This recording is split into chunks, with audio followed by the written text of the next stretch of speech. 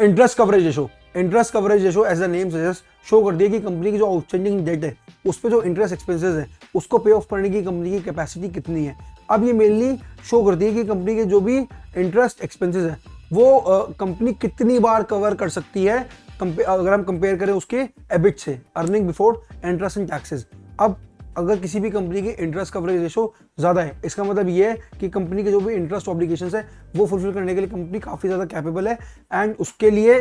उसको कोई इशू नहीं होगा। जबकि अगर कंपनी की इंटरेस्ट कवरेज रेशो कम है, उसका सिंपल मतलब ये है कि कंपनी अपने इंटरेस्ट एक्सपेंसेस को ढंग से फुलफिल नहीं कर पाएगी। अब as an investor, as a trader, ये आपके लिए बहुत ज़्यादा ज़रूरी है इवेलुएट करने के लिए कि कंपनी की फाइनेंशियल हेल्थ क्या है और क्या उसके साथ रिस्क एसोसिएटेड हैं। Now interest coverage ratio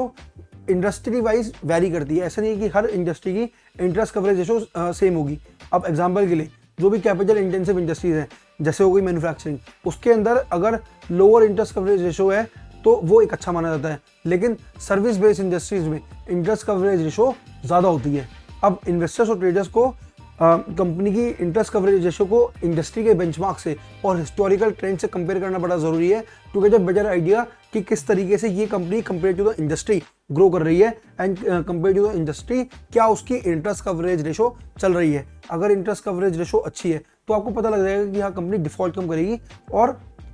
as an individual भी और एज अ कंपनी भी, एक कंपनी की क्रेडिट एबिलिटी डिपेंड करती है कि वो लोन्स टाइम पे दे रहे हैं या नहीं दे रहे हैं और वो कितने इजीली उसको फुलफिल कर पा रहे हैं। एज एन इंडिविजुअल आप खुद सोचो कि अगर आप ऐसे इंडिविजुअल हो जो लोन्स अच्छे से फुलफिल कर पा रहे हो, आपको कहीं से कहीं तक कोई इशू नहीं हो रहा है, तो आप जिंदगी में अच्छे से ग्रो करोगे। सिमिलर विद द कंपनी, कि अगर कंपनी अपनी इंटरेस्ट एक्सपेंसेस अच्छे से पे कर पा रही है, उसके पास अच्छा खासा कैश है, तो वो ग्रोथ उसकी काफ़ी अच्छी होगी एंड इसीलिए उसमें इन्वेस्टमेंट एक अच्छा ऑप्शन बन सकता है। तो ये फाइनेंशियल मेट्रिक आपके लिए इसलिए बहुत ज़रूरी है।